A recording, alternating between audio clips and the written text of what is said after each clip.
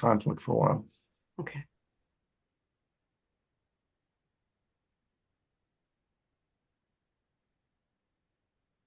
Are we ready? Okay. My name is Rick Leaf. I'm Chair of the Master Plan Implementation Committee. This open meeting of the Master Plan Implementation Committee is being conducted remotely pursuant to Chapter 2 of the Acts of 2023, an act relative to extending certain COVID-19 measures adopted during the state of emergency, signed into law on March 29th, 2023. This meeting will be conducted via remote participation. No in-person attendance by members of the public will be permitted. All members of the Master Plan Implementation Committee are allowed and encouraged to participate remotely. The act allows the Master Plan Implementation Committee to meet entirely remotely, so long as readable public access is afforded, so that the public can follow along with the deliberations of the meeting. The public is encouraged to follow along using the posted agenda, unless the chair notes otherwise. Members of the public who wish to view the live stream of this meeting may do so by going to Northborough Remote Meetings on YouTube via the link listed on the agenda. Ensuring public access does not ensure public participation unless such participation is required by law. This meeting will not feature public comment. Call the roll now. Julianne Hirsch. Here. Amy, we know, is not with us tonight. Millie, I haven't seen Millie yet. Ashley Davies. Here. Tracy Camarano will be joining a little while. Fran Backstrom. Here. Gene Kennedy. Here. Gene Cahill. Here. Rick Leaf is here. John Campbell will be joining later. And Jen Tolman. Here. Okay, let's move on to our agenda this evening. First item is to get an update from Gene Cahill on what's going on with the letter we sent to the Conservation Commission. Really, we sent the letter to the conservation agent who's been in contact with Gene and Lori and Ashley, and maybe Gene can bring us up to date on what's been happening since we sent that letter to Vinny, the conservation agent. So go ahead, Gene. Great. So Rick, on behalf of us, the MPIC sent a letter to Vinny Vignali, conservation agent for Northborough. He shared with them the master plan goal NCH1 to evaluate the removal of obsolete dams in order to facilitate habitat restoration and waterfront access. And in this letter, Ashley had added information to the draft that was last circulated to you all, and her revisions included information on federal and state agencies assisting with dam removal projects and listing sources of grant funding. And I just wanted to also bring your attention to the updated MPIC matrix for this goal, which indicates that we have been in preliminary discussion with Conservation Commission, and that they have contacted DEP for appraisal of dam removals. And I'm not sure if this should be DER because of something I learned this in the last week, which was that Vinny shared a presentation. I was able to attend a webinar, and this was on a history of dam removal success, a case study of the Shawsheen River restoration. And that was led by the town of Andover's conservation agent and the state DER, which is the Department of Ecological Restoration. So I'm not sure if that's who Vinny has been in contact with about pursuing this agenda or pursuing this this goal. And anyway, this presentation was really super informative. I have the slide deck from it. It was led by our own former Mia McDonald, conservation agent for Northborough. She is now working for the state Mass DEP Wetlands, and she and the people from Andover gave the story of this these two dams that were taken down in Andover in 2017, a small dam and a large dam. One was public, one was private. Really interesting histories at both of these locations. And they talked about the whole process of how they were able to work together, and multiple partners, nonprofits, state agencies, federal approvals, all of this, how that all came together. They only really stressed the positive of, just how it worked out, although it was very difficult at times. And interestingly, they had a small dam, which was owned by the town via eminent domain, which was problematic. And the small dam was just very small, very ornamental, that its only purpose was ornamental, but it had been the site of a fatality where a boater was caught in the turbulent flow underneath the water overflow. And so that's kind of another, thing for us to be thinking about in terms of public safety, that can happen, but that was certainly gave some wind behind the sails of removing that dam and another dam on the main stem of this Shawsheen River. So the Shawsheen River, like the Assabet, is part of the, ultimately enters into the Merrimack River. And the Shawsheen is close enough to the estuary that is to the saltwater end of the river that there is actually a restored herring flow due to the removal of these dams. And so they were astounded actually by the speed with which the river health recovered once the dams were removed.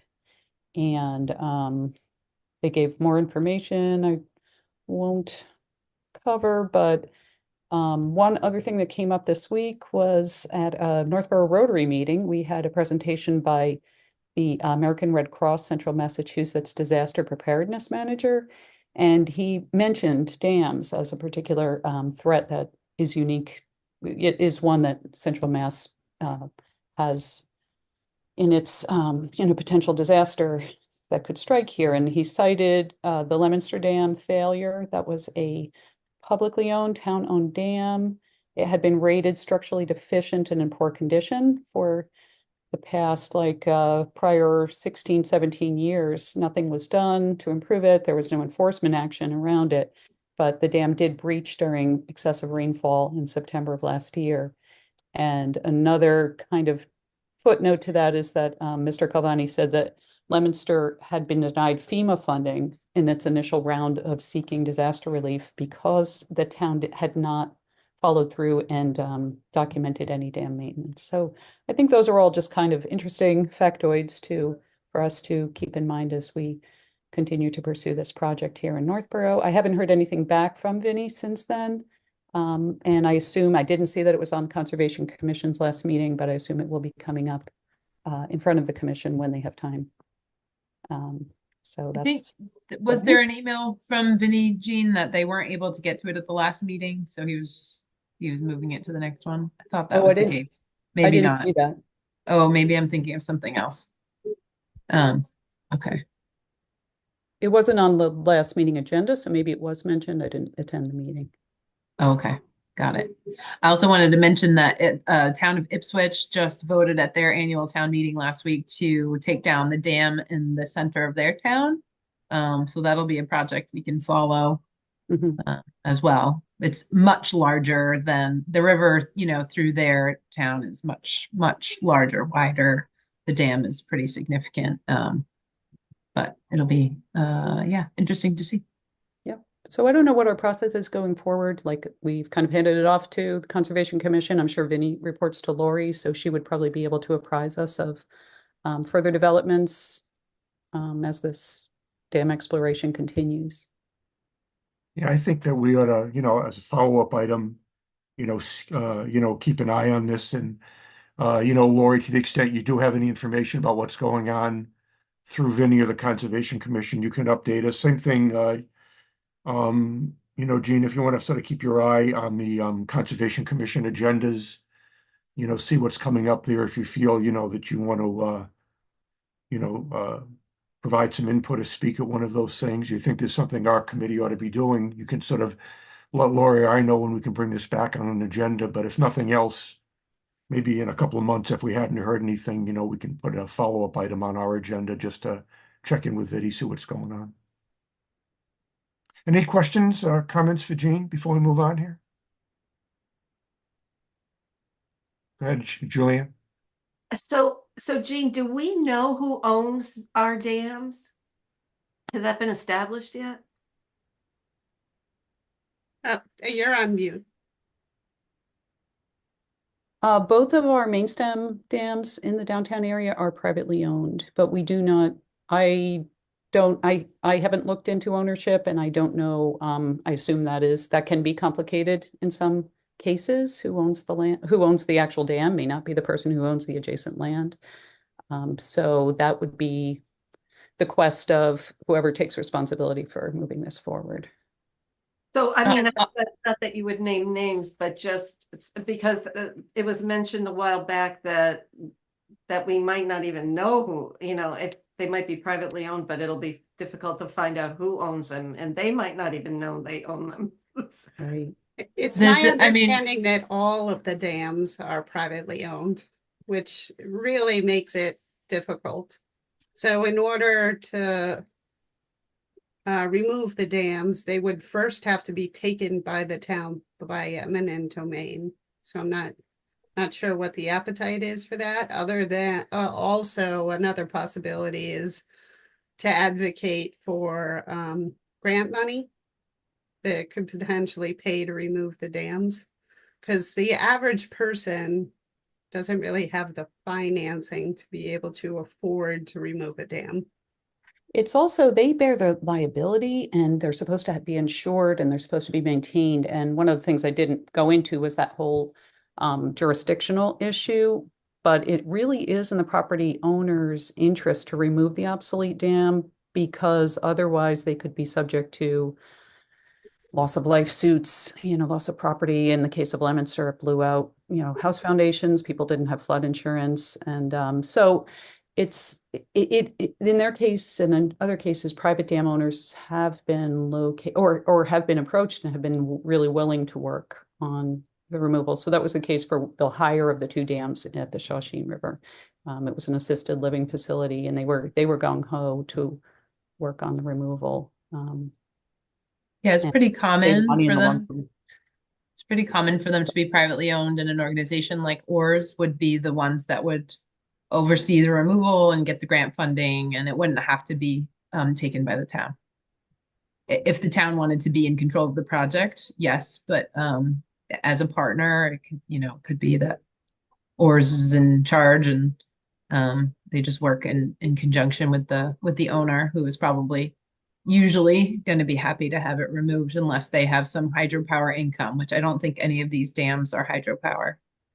No, So but if we were able to supply the owner information for these dams, would ORS just reach out to the dam owners directly and kind of leave the town out of it? I think it can happen any number of ways. Yeah. The town would be a partner for, I'm sure, applying for funding. But I they think could initiate the whole process and project manage it.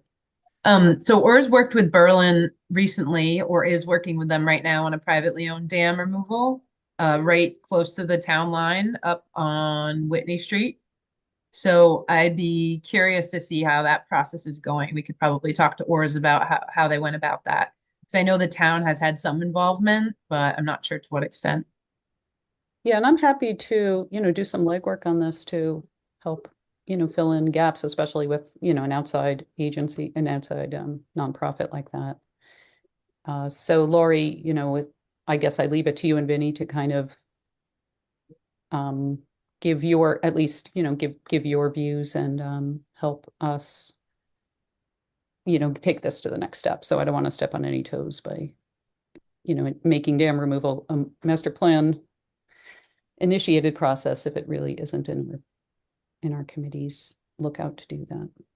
Well, the thing that I'm curious about is if they have been successful in the past, ORS, I mean, they would be far more knowledgeable than the Conservation Commission about how to go about removing a dam. And I- So they would, since they're the experts, and the Conservation Commission is already very busy with permitting, and they're volunteers. Granted, there is Vinny. Vinny is constantly on the go doing site visits.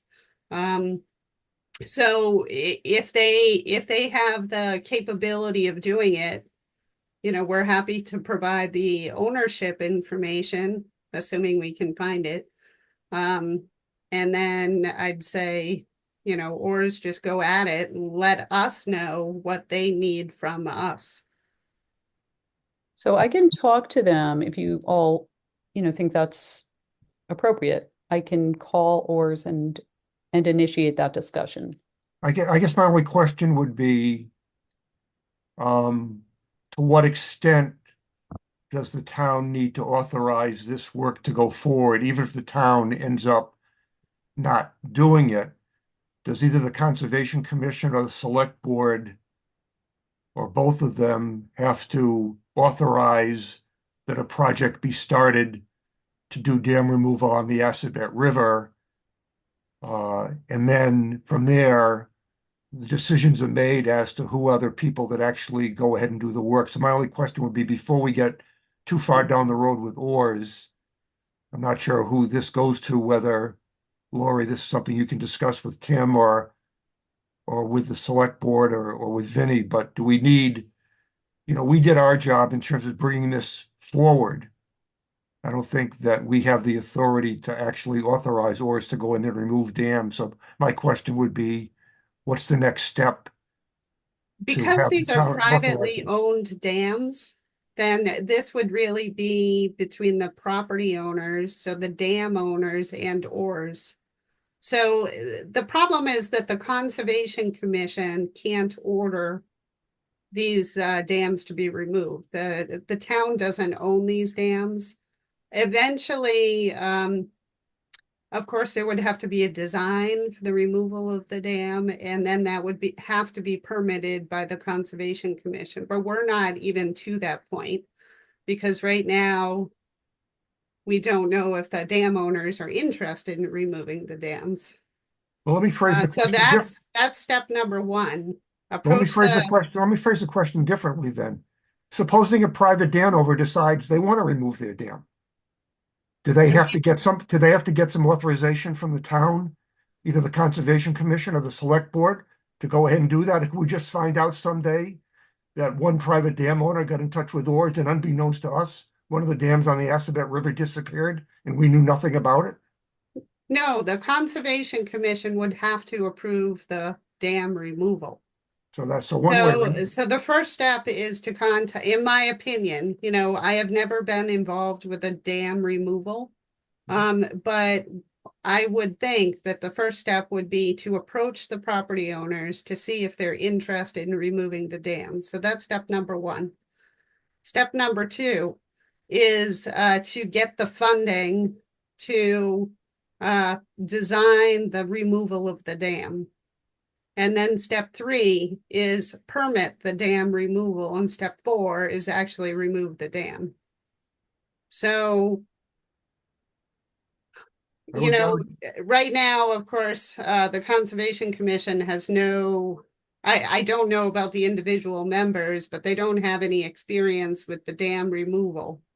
So oars does have experience, so they would likely be the most appropriate organization to contact the property owners so that they would be able to answer any questions that they might have about process and benefits and risks.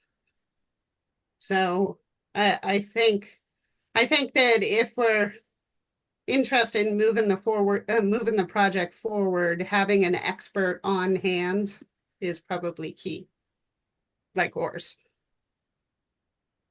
All right, as long as permitting is step three and not step one or step two, I understand that. I would think that my thought would have been that before the thing gets too far down the road and grant funding is approved, that there was some agreement between the owner and the town that this was allowable to be done and had some amount of permitting. I would think the authority providing the grant funding would want to know, has this been or will this be permitted before they agree to release funds to do the work?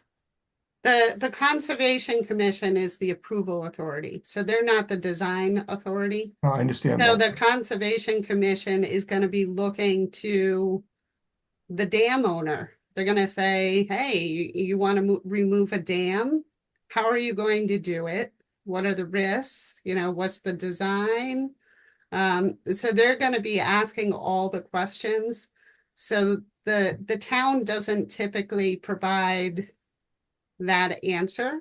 So they're going to be looking for an engineer to supply those answers. So that's why I'm saying that there has to be a design. So there is, I think, funding from the state for the feasibility study that they would likely get and probably what would happen. And I don't know this for sure, but my understanding is that Oars would probably talk to the dam owner and the town and get all of the stakeholders involved in the process ahead of time. And there may be a way that the town can help with signing off on a grant application for the feasibility study or something along those lines. I actually do think DER sometimes does those studies for the dam owners free of charge if they're on some kind of list. So They're on a priority list. So yeah, first have so- to go through a process of becoming of qualifying as a priority project. Right. So Oars would be the ones to tell us, you know, where could the town help in this process? Yes. But I think we'd probably be a partner from the beginning, and like you're saying, it'd be the Concom. So I think the first step is that, you know, we talk to Oars and they lead the process and they let us know what we can do to help move things forward. And that's the Yeah, I role we mean, play. I think that the Conservation Commission would be happy to help, but they probably won't know how they can help. Right. So, yeah, that Mhm. sounds like a good plan. So who's gonna make the contact with Oars? Is that gonna be Gene or Ashley or you, Lori, or Vinny, or how are we gonna take the next step? I have a meeting coming up with Oars for another reason, so I can talk to them about their process when I meet with them, if that would help. All right, That would be great. Sure. And if you want to set up a meeting, Ashley, so maybe me and Vinny and you can meet with yours folks, so we can all kind of hear the process. Rick, Fran has had her hand up. Oh, I'm Yeah, sorry. Fran has her hand up. Oh, I'll no. just answer Lori's question. Not When gonna I wash meet your with hands. them, I'll start the conversation and then we can try to have a follow-up meeting. That sounds good. Okay, Fran, go ahead. That's okay. Thanks, Julianne. I mean, I don't think I'm the only person either out here in, the virtual world. I mean, I find it really fascinating, but can you explain when we keep referring to privately owned dams? We really mean like the land in which the dam has developed on the river, or they actually own what was created? They own what was created. So they own the structure itself. I thought some of them were like more naturally developed. These are not. These were actually purposefully constructed dams at some period in time. And that's why it's hard to know who owns them, because the property may have passed on through the normal selling process, and the new person who owns the underlying property doesn't realize that they either own it or it never transferred with the house. They Fascinating. Okay. become most complicated if they're under roads. So that's when it's really like, oh my God, is this owned by the mill that constructed the dam, or is this part of the public right of way? So those are the biggest sticky wickets. But Thank you. It's just fascinating. yeah, I've come across a few landowners in my work where they inherited a property and then they get a call from DER that says this dam is defunct. You need to address it, fix it, or remove it. It could be millions of dollars, and these people have nothing. And a pile of estate taxes. They're like, what do I do? How do I get rid of this? Can somebody help? So I think that happens more often than you think. And then, yeah, and the state's been really cracking down on trying to get rid of these dangerous dams that are about to fail. So, I So mean, for Yeah, example, so for I thought we were example, only talking about like beaver dams, to be honest with you. I Yeah. didn't realize we were talking about concrete. so for example, the Allen Street Dam was probably built by whoever built that factory, whatever is used for one day to provide water power for the combs or whatever they made in that factory. And eventually Baskets. that changed hands. For a while, it was Basketville. They owned it. They probably owned the dam when they owned Basketville. And now it's basically what the condominiums or apartments or whatever they are. If they're condominiums, then does everybody who owns one of those units own a piece of that dam? I mean, they all, if that dam passed along from the people who built the factory to the people who did Basketville to now this residential building, you know, probably the ownership of that dam reverts back through all of those ownership transfers. So if in fact I there are condominiums over there, could be interesting. How many when you people actually own own that dam? when you own a condo, you don't own the land around it. So there's some kind of property owner that still owns the land. You know what I mean? That's It's, probably who owns it. And they it's probably usually don't the have anything to do condo. with it. It's Huh? the condo association. Condo association, yeah. So everybody who is a member of the condo association technically owns it. So in this situation, if in fact that dam was seriously considered to being removed and ORS got involved at some point, the condo association would have to take a vote to see if they agreed as a group to have that dam removed, because as a group, they own it now. Yes, I would think Something like so. that.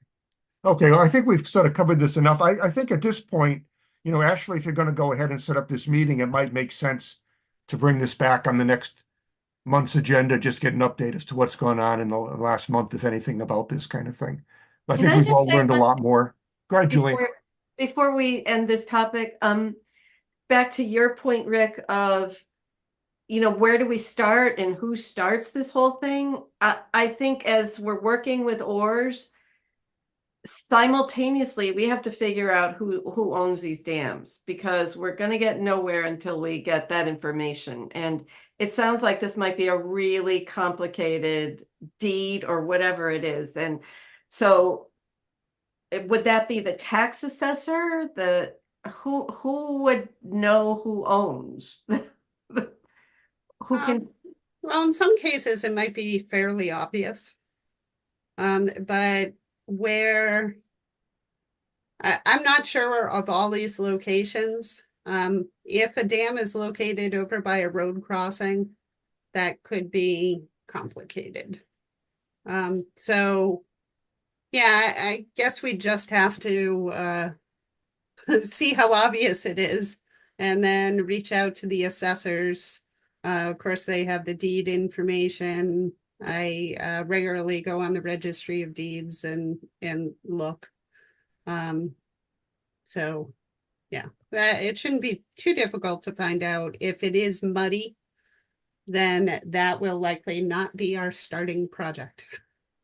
So It can it would be, be easier to go after the low hanging fruit. So it can be so- taken by eminent domain through a process of attempting to reach and not, and that's what they did with one of these Shawshene River dams.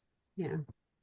Yeah, I mean, the eminent domain taking can be controversial because then it's a matter of the taxpayers taking on the expense of removing the dam. So right now they have no responsibility. If they take the dam by eminent domain, now all of a sudden the town is responsible. So I know, like with gas stations, I would never recommend that the town buy a gas station because there's a huge amount of environmental liability. We just with, did, gas called station. Pierce. You're right. Okay, I think we've covered this enough tonight. Okay, so we'll see where this goes, and it's kind of good information to help us as we try and launch other issues here as to what it is we're unleashing on the town as we move things from a master plan into some stage of reality. All right, so we'll bring this back next month and get an update from Ashley and Jean and Lori as to what's happened since this meeting. So let's move on to something a little bit more esoteric and pleasing, which is downtown beautification. I think Julianne and Lori have made some good headway over the last few days with this. So I know you want to start, Lori, and Julianne can chime in as what's going on with these things. Sure. So we now have 12 planters, which were planted yesterday. So we ended up getting $600 worth of plants from Cavecchio's. We went with 3 different designs this year. So put a little variety in. So of course they look pretty sparse right now, having just been planted, but hopefully they will grow to be impressive within a month's time or so. So there were 7 volunteers, including Julianne and Amy. So I want to thank those who helped out with the purchase of the flowers as well as the planting. It was a very, very, very hot day. So it was definitely work. So thank you. But check them out. We have 8 planters on Main Street, starting from the Northborough House of Pizza, right next to the railroad tracks, and then over by the Electronic Message Center. And then, of course, we have the 4 on the Church Street Bridge. On Main Street, they go down as far as the Common. Do we have one on the traffic island at Church and Main Street? We do. Oh, cool. Yes, that's the one that we're a little bit nervous about. Hopefully, nobody will see it as a target and aim for it with their vehicle. You said besides labor, did some people make personal contributions towards the purchase of the plants? No, I paid for it, but 2 ladies, Amy and a friend of hers, went with me to Cavecchio's to help pick out the flowers and transport them. Oh, good. Excellent. Can I make Yeah. another comment, please? So Gary Phillips, our native plant consultant, an expert in town. Well, he and I prepared the soil at the Richdale corner, 135 and 20. And so as soon as his plants are ready, we're gonna put those in. But he's doing that all out of his own pocket and work and time. But I do have to say that the person who works at Ridgedale, who when he sees us out there working, always comes and is very encouraging, offering water. I think people are very appreciative of what we've done. But also in terms of town beautification, we have those beautiful chairs that the Cultural Council is moving around town, and I hope you've all noticed some of them or all of them. And the event Saturday was rainy, but the studios were amazing. The tour of the studios, wow, we've got some talented people in town, and people are already commenting on the chairs. So thank you, Jen, and your committee. Excellent. Yes, I had a fun time checking out the chairs when we were doing the planting yesterday. Great. Right across on 4 West Main Street. I think there are 6 chairs, Mhm. and then there are 4, I think, outside of the library, a couple Mm-hmm. outside of the Common. Mhm. So they're really cool, and they are very cheerful. They made me happy just looking at them. Good. They're all very colorful, and so Mhm. definitely check them out if you haven't seen them yet. Mhm. And they're for auction, so we're trying to raise some extra money, maybe to go to the electrical boxes. So they'll be up for sale, able to be used until June 22nd, and then the auction will be concluded then. So see what we can raise for money, but they came out really nice. We're very excited. Cool. Well, thanks to everybody here at Jen, to you and the Cultural Council, and Lori and Julianne and Amy, others on the committee that have been working on this. I think it's going to make quite a difference. Plus, it's going to show that there's a lot of people concerned about what the downtown looks like, and hopefully this is going to set the stage for us to do bigger and better things going forward here. But this is a really good first start kind of thing. So thanks once again to everybody for helping out with this, and we'll just keep moving this forward as we continue with the downtown revitalization. Anything else, Lori or Julianne, to report on this? I don't, although I just saw Ashley's hand up, so. I'm sorry. Go ahead, Ashley. No, that was clapping. I was clapping. Oh. You needed to turn it on and off, on and off. You know what? I would just like to say one more thing, and I'm not going to mention the gas station that has done a little planting themselves, but actually 2 have. But to Lori's point, it's kind of, you start somewhere and people look and think, that looks nice, and they kind of start doing it too. And as we, I've commented to those owners that it looks really nice, and they seem pretty happy about it. So if you stop in for gas, at any of those stations, it would be, I think they like to hear that their efforts are being noticed. Okay, well, we'll keep up the good work on that area there. Next item on the agenda is update status of town offices feasibility study. The feasibility committee, offices feasibility study committee at this point has been disbanded. As we're aware, the recommendation was to create a new town offices building next to the White Cliffs mansion and also do the necessary work to bring the mansion back to its historic position and do the necessary work to stabilize the building and develop it for its use as a part of the community. I checked in with Tim McInerney to see exactly what happens next. And I guess the next step is going to be for Bill Pierce, who was the chair of that feasibility study committee, to meet with the select board at one of their meetings and just have a discussion about that recommendation and see what the next steps are going to be. So at this point, it's still kind of premature to really understand what the future of 4 West Main Street, Blake Street, and the Pierce Street Fire Station are, but to the extent that it is agreed that work should be done to take the next steps to develop the new town offices on the White Cliffs property, then that takes that whole area from 4 West Main Street down Blake to Pierce as available for some sort of revitalization. Exactly what that means and how that would happen would be another series of decisions that would have to be made. But until the decision is approved as to what to do with the town offices, it sort of puts on hold anything further there. One thing I was thinking about, the design work that was done by the consultants for the fire station on Pierce Street had a really nice proposal to take the back of that property down by Cold Harbor Brook and turn that into some sort of a little common area park with a path by the brook.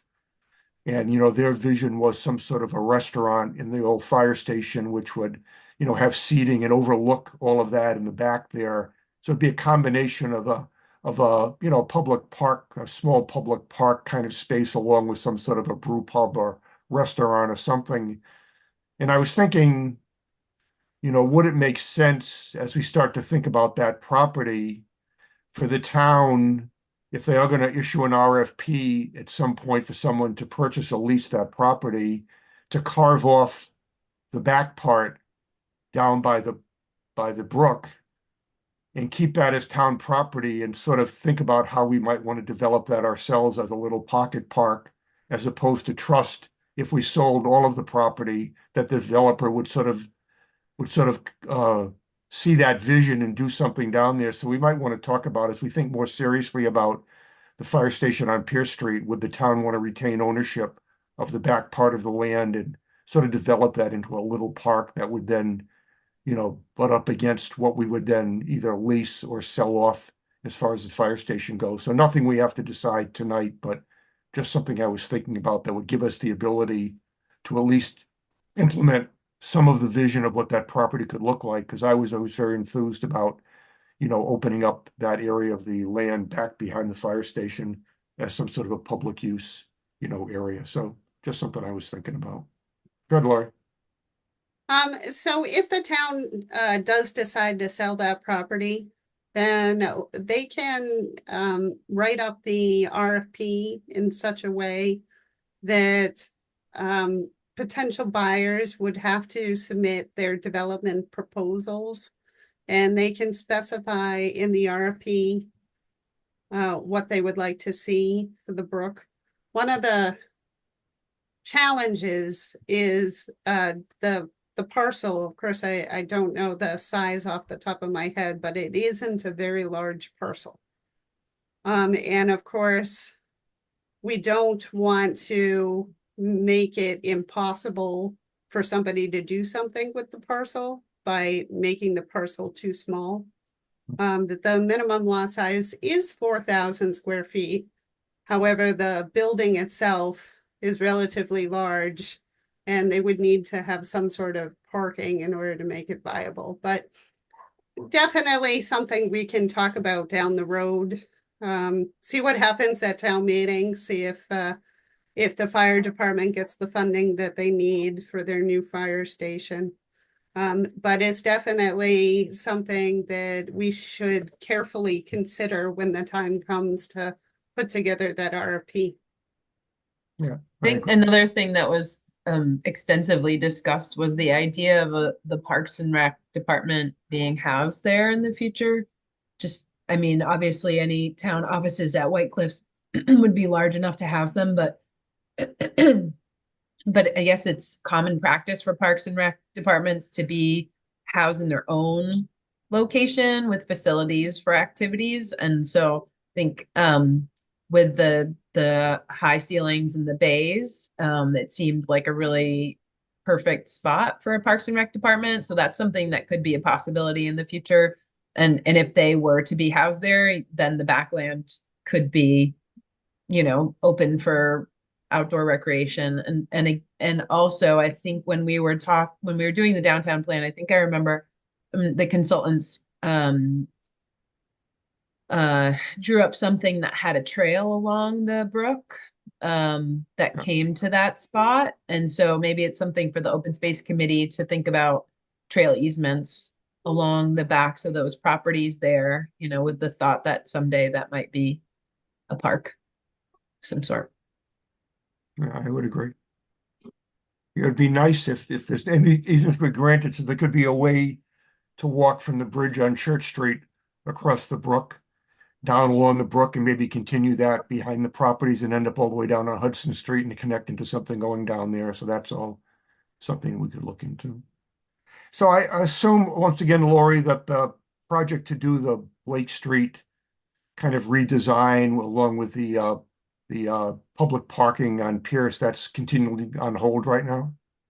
Yeah, unfortunately, it's been stalled for quite a while now. I'm hoping that, I know that, that presentation with the select board is scheduled for sometime in June. So hopefully there'll be some loosening up of our ability to go release that RFP. The unfortunate thing is that I anticipate that design is going to take about a year. And the major grants are all due the first week of June. So if we wait much longer, we're going to miss our window for those grants. So that's something that really should be considered. Okay, I guess we're going to talk about that in these next item here about the support letters that mention some of this stuff. Before we move on to that, anything else, Ashley, from your standpoint, as far as town offices at this point? Nope. But I think, you know, hopefully Julianne can report back after Bill presents. I'll be curious to hear how that goes when he presents to the select board. Okay. Any other questions or comments about town offices feasibility at this point? It's something we're going to need to watch fairly closely from our committee, because that really will give us some direction as to where we should be going next with downtown revitalization. In the meantime, as we talked about, a lot of this work with planting and planters and things like that is really helping to at least improve the look of the downtown as we wait to see where these things are going. I have a quick question, which I don't know if this is the right time to ask, but in the grid that we have, I noticed it talked about community spaces, and while people are figuring out what to do with certain buildings, maybe something can be done temporarily. And so I didn't know if there would be an appetite, and this might not be the right group to ask, for like a pop-up art gallery or a pop-up art event, or maker space, short-term sort of thing that could, you know, go in and easily move out. You know, we're doing artist receptions at the library right now. We could certainly try to expand that. I don't know. You know, it would be a short-term thing, able to use the building. I don't know, I'm just throwing it out there. I don't know if this is where I'm supposed to ask that or later on, but just wanted to put that out there. You think Chad, I about- would recommend that you speak with Tim McInerney, town administrator about for West Main. Okay. So it's my understanding that they are gonna release an RFP to lease some spaces. Correct me if I'm wrong on that, Juliana. I saw the draft RFP. Yeah, no, you're right, Lori. Yeah. So, some of the spaces are not in good shape. Like particularly the restaurant space is kind of in a shambles. But some of the other spaces, especially the office floor, I think that's the second or the third floor, look to be in pretty good shape from my standpoint. So maybe he would be open to that sort of thing. Realize that those spaces have been vacant for years, so they're not clean Mhm. and in need of paint. So Well, artists like to paint and, they're using factories in Hudson, so I can't imagine they'd be much worse looking than what they have over there. So I just wanted to throw that out there. I wasn't sure if this was the right spot to ask, but I Yeah. can certainly check in with Tim. Thank yeah, you. yeah, he's definitely the right person to speak to about that. Okay, thanks. Oh, Rick, Yep. Ashley has her hand up, and Fran, did you take your hand down? Okay. Go ahead, Ashley. Yeah, I just didn't know if this was the time that we should talk about the letter that Lori sent around, since we were on the topic of White Cliffs and the town offices. Yeah, so that's going to be the next agenda item is to talk about Okay. these letters. So we'll get to that in a second. Okay. Oh, well, so before we move on to Jen's idea and what they're looking for, Jen, do you happen to know in Westboro when they did those pop-ups, was it in municipal owned buildings or was it in privately owned empty stores? Well, the new boroughs, I'm thinking Crompton, that's the other one. The new boroughs thing they just put up in the bank across the street from Westboro House of Pizza, I think that's a privately owned building. But I Uh-huh. think the ones in Hudson may be municipally owned. Mhm. Because we do have a couple of empty storefronts that I don't know who reaches out to them and if they would be agreeable, but it's just another thought. Yeah, Laurie Carbonneau just bought the Brilla coffee spot, and that seems to be in fairly good condition. I know she also owns the Bank of America building. So Lovely. the white building in between is now open, I believe, as a doctor's office. Eventually, there's going to be a bridal shop in there. But that is another possibility too, vacant storefronts. I mean, in Westboro, they do often use the empty storefronts over by where Staples and Stop and Shop.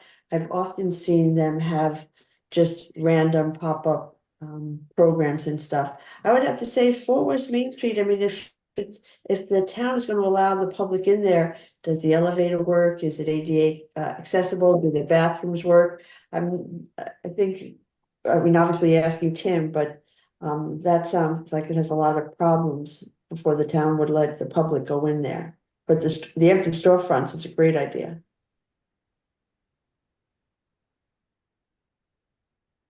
Okay, I want to move on to the next item, the agenda talks about 3 letters, but as Lori told us, the one about financing construction of sewer extension on Route 9 is not going to happen. The select board opinion is not to go ahead and do that. So we have 2 others to talk about, the branding and wayfinding and the architectural services of White Cliffs Manor. Lori just sent us that letter this afternoon, so go ahead, Lori. Yeah, so the first one I wanted to talk to you about is the wayfinding and branding program. So of course, that was a recommendation in the 2020 master plan. And then it appeared once again in the downtown revitalization plan. So the benefit of doing the branding program is to identify kind of like a logo, like an identity that can go through the various signs and possibly banners downtown. So the way this grant program works, so it's a technical assistance grant from the Mass Downtown Initiative. So they have certain consultants that they have kind of on retainer to do this work for various communities. So these are experts in the specific tasks, the specific types of grant programs that they offer. So I thought that this would be a good project for the MPIC to take on. It's a short-term commitment, so it'd kind of be like working with Weston and Sampson. So it would only be a few months, and it would be, I mean, the great thing about you folks is you already have the experience of having worked on the downtown revitalization plan as well as the master plan. And you have such broad representation from various groups.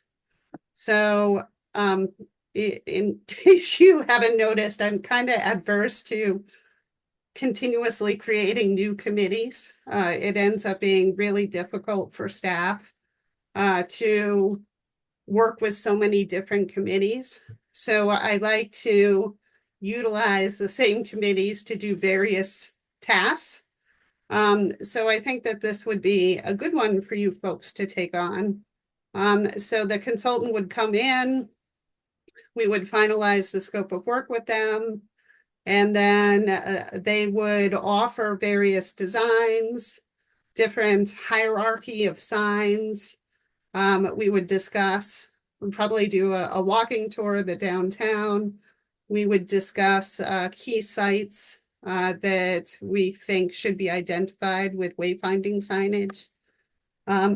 Also, there's some confusing traffic patterns that I think could be clarified with wayfinding signage. So we could identify those issues to this consultant team. And then my vision is that they would come up with maybe 3 different schemes. And then we would have a public workshop where they would present the 3 different schemes. And we would get feedback from the public on which ones they like best. And then they'd finalize them, give a presentation to the select board. Hopefully the select board would be on board with it.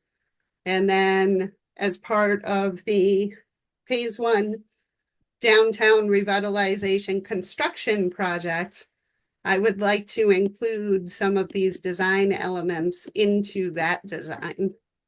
So I think it would be a really good opportunity to start with this, with the brand and the wayfinding as the phase 1 project. Comments, questions? Go ahead, Jen. Oh, you're on mute. There it is, excuse me. I have 2 comments. Of course, I'm gonna say, I would love to see students, interns do that, save the money and get fresh ideas that are not our age, that are something that's young and fun. And also, I did notice when we were putting the chairs out, we have 2 Steinberg white lanterns that were like sitting at 4 West Main, sort of like old and gross, but those same ones are downtown Westboro, same brand. And they have those cool banners that we had talked about before from Franklin and Marlboro, and they have those, you know, just sort of brightening up the downtown. I would be a little afraid of having so many additional signs because people are adverse to so much that's down there already. But I just think adding something like that might be kind of cool also. But I'm a little hesitant to hire a consultant to tell us what kind of signs when we might be able to find a student. That's all. Other comments or questions? I kind of like that idea. Could we try, you know, students first, and if we don't see anything that we like, then go to a professional? Or Well, of course, I have no money, so there's that. This technical assistance grant, the way it works is that the Mass Downtown Initiative would pay the consultant directly, so I would never get money. It would just kind of, I'd get the service, we'd get the service, but not the money. I mean, the challenge is that students aren't expert in wayfinding and branding. So they might have some really good ideas that they could bring to the table on kind of like a logo. But I mean, how are they going to know where the most appropriate locations are for wayfinding signs? And I don't know, I'd just be kind of concerned about that. I like the idea of, well, I guess I have similar concerns as Jen, that we don't need more signs, but I would hope having some type of way finding and branding would reduce the number of signs. We're not actually adding more, right? I mean, it's supposed to make what does exist more uniform. So the idea would be to direct people to, like, for example, the library. For those of you who live here, it's very obvious where you go to get to the library. But for those of us who are, you know, like the first time I tried to go to the library, I was all confused. Like, how do I actually get to the parking lot? So the idea of the wayfinding sign is you would have a sign that directs you to the library. So you would have a sign at the street with an arrow pointed library, you know, or parking for the library or whatever the case may be. So that you are, and you can also do it for, you know, certain businesses. That would be a decision that would be made. Like, for example, you could do, there's some stores that are kind of tucked in. I was sad to see that the Old Glory little craft shop has gone out of business. But that's a store that was kind of off the beaten path and tucked in. So they may have benefited from a wayfinding sign at the street that pointed to where they are. So that's kind of the point of the wayfinding, so that you are directing people to how to get to sites that might be confusing. But I would hope that it would not significantly add to the signage, that there would be some that could come down. And I guess I love the idea of having young people look at logo, because that is part of branding, right? But a consultant will tell us, I mean, are we talking about signs for the 40-mile-an-hour car going through, or are we talking about additional wayfinding for the people who are going to be strolling down the street? So I think there's a need for both. I don't know which comes first, but certainly anytime there's free money, I don't know why we wouldn't apply for it, because it is our tax dollars at a state level coming back to us locally. But somehow marrying the two, having the professionals tell us where and how, and then, you know, maybe that would give us, you know, opportunity come the next school cycle to go to Nansemond Valley where they have the art classes and see whether there is a project. Right? Yeah, I mean, what I've seen from the other reports, wayfinding reports, is they're kind of conceptual. So what we could do is benefit from information from experts on where to place the signs, what type of signs we need. And then we could go to the art students afterwards and say, these are the concepts that people like the best. Design a logo for us. And we're going to put these on this hierarchy of signs that the consultant told us we need. I mean, I personally think that sounds like a reasonable idea. It's just like when we changed our street signs downtown, our street signs are the burgundy with the seal on them, which we did that after Southborough did it, right? So that don't we have them downtown, or am I thinking Southborough? The burgundy signs with the seal, right? We have them, yeah, we have Yeah, them. okay, I'm just thinking so that is also uniforming, it's branding, and I think we're just trying to expand on that, right? And that would also cover the parking. So, you know, people have been complaining constantly about not knowing where the municipal parking lots are. So the point of the wayfinding signs is to point out where the various municipal lots are with signage. Other comments? Questions? You know, I think this idea of at some point trying to get some student help on the project, I think is a good idea. I think I agree with Lori that and Fran, that if in fact there is a state grant program available to provide people experience in doing this kind of thing, that we should apply for that. And then to the extent, both in terms of artistic design, or if in fact this kind of wayfinding development is part of the curriculum at some technical school, if we even wanted to involve an intern or two to be part of our committee to work on some of the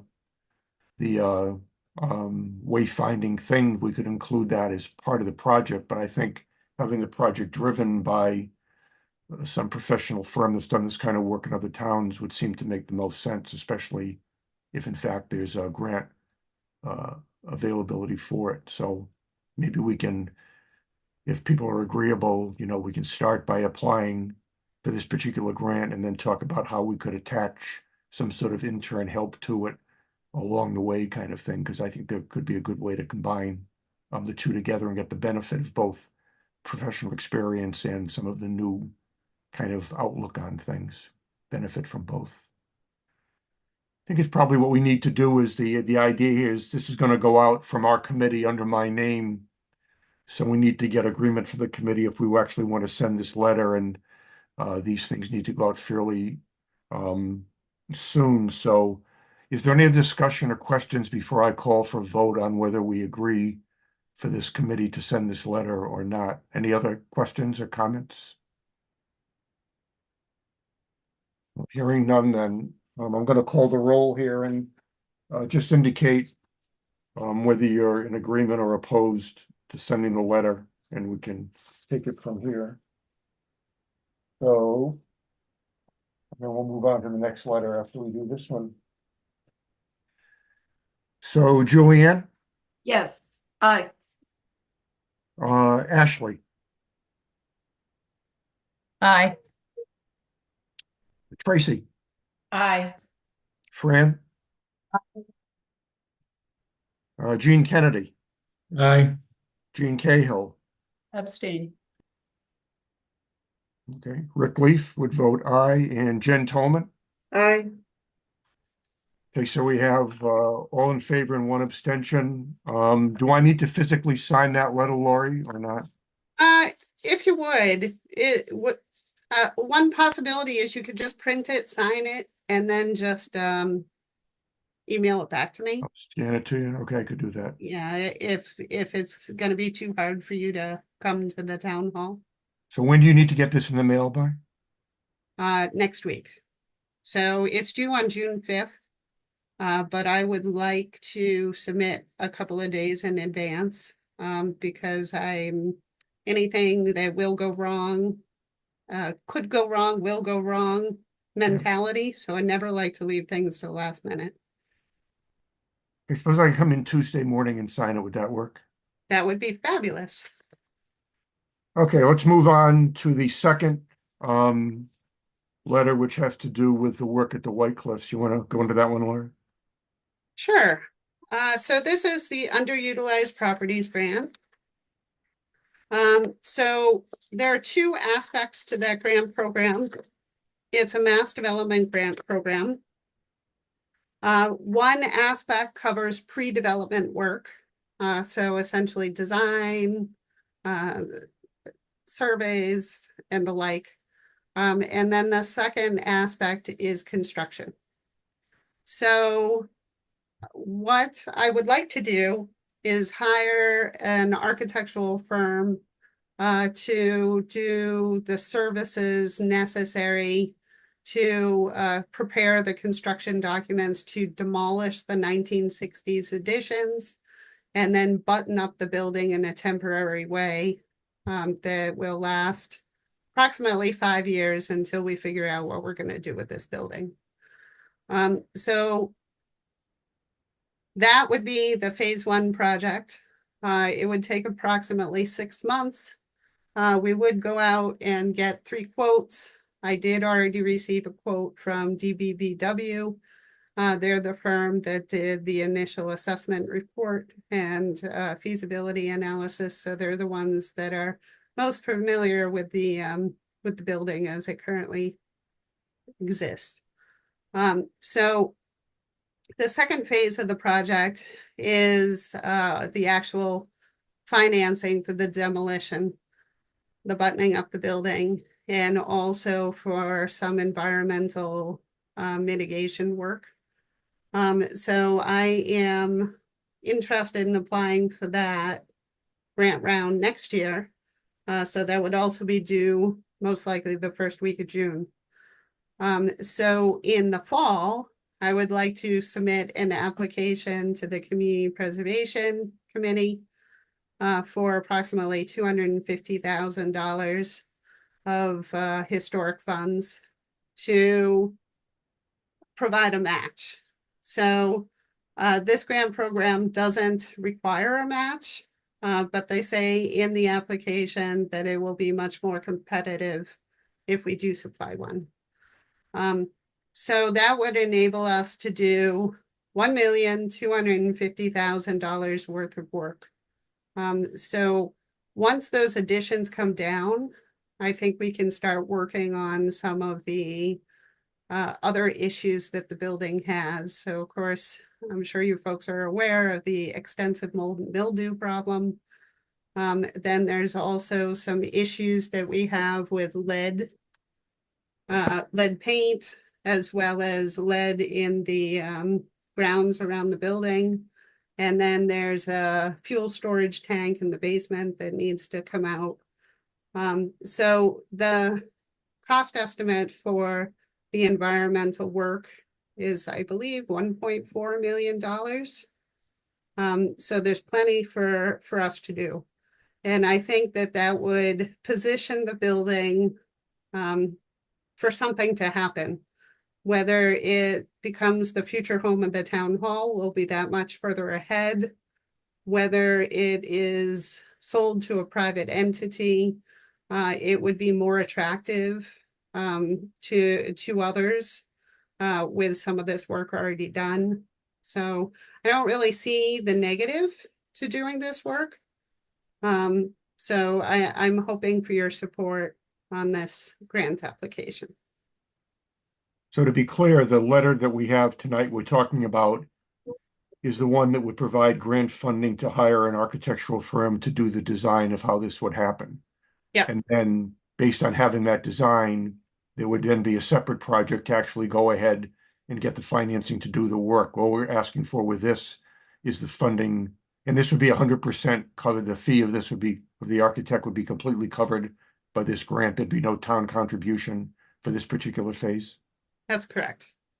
So in the grant application, which I've already written, I talk quite a bit about how much the town has already invested in this property. So I don't think it's as important that we supply a match at this point, because there's been over $2.4 million in taxpayer money already invested. So I feel comfortable going ahead without the match, given that the cost of this phase of the project is only about $75,000. Questions, comments Yeah. on this one? Yeah, I have a question. Yeah. Lori, you noted that DBVW, is that right? I Yeah. don't know if I had those acronyms right. Already provided a quote. Is that, so this first step would be the end result of this first step would be to get quotes, and we already have one? Is that, am I understanding that correctly or wrong? So should we get the grant? So I'm required by law to get 3 quotes. So I will do that. And then the town has the ability to hire whoever the town feels is most qualified.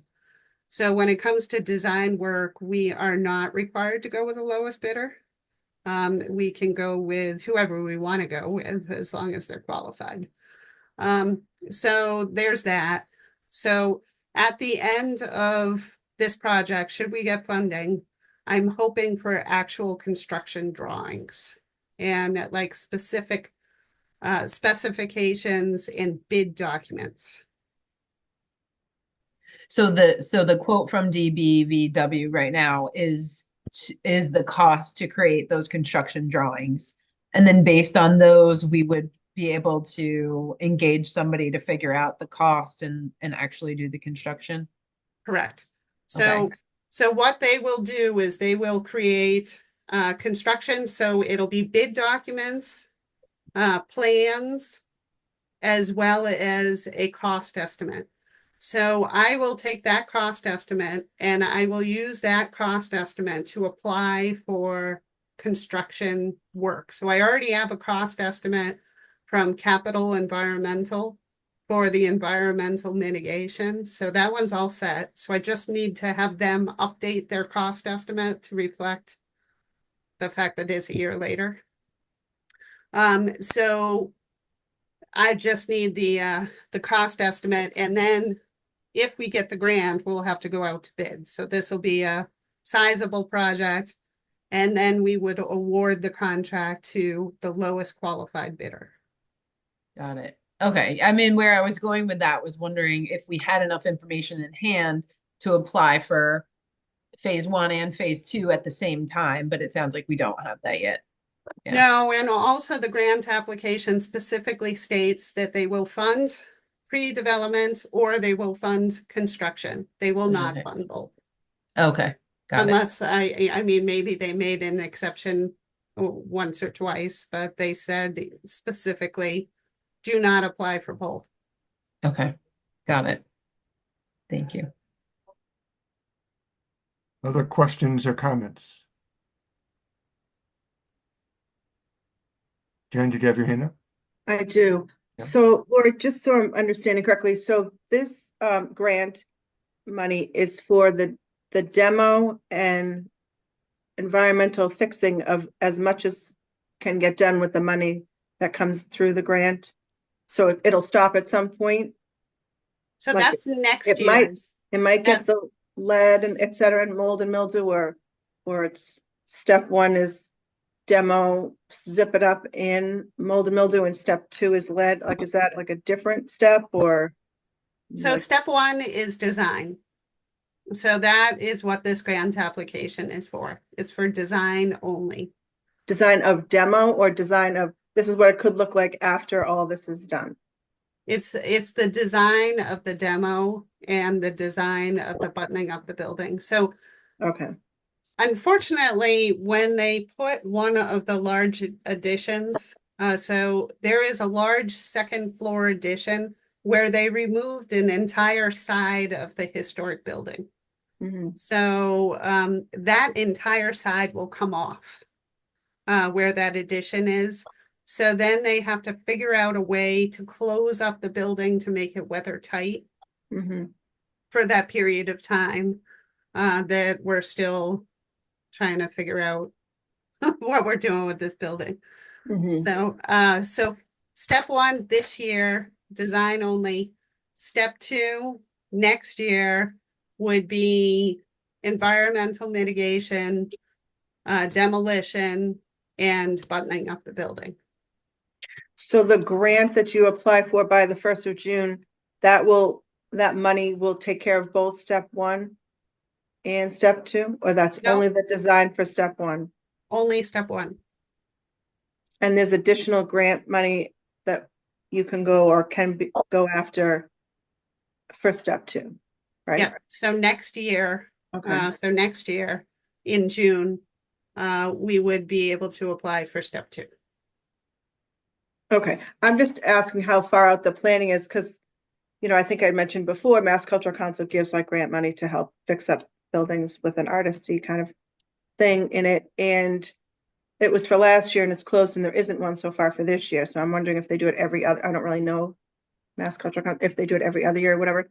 So then it's good to know that it would be like a later point in time where we could say, this, whatever, square foot area could be an artist space or gallery space or whatever, and kind of go after that sort of a grant, maybe. So it's good to know We're that not it's to that point. later on. Because right now, there's no agreement on what to do with this building. Mhm. And there's no utilities, no functioning utilities. So we're probably years away from that. actually getting to the point where the building can be occupied. So, and multiple millions of dollars away. The estimate in 2020 was $7 million. Mhm. So, yeah, that we could avail of ourselves of that grant money at some point in the future, but we're just not there yet. Okay. John just texted me saying he's trying to get in, but I don't see him, so I'm thinking he's using the other login. Why don't you point them to the right login?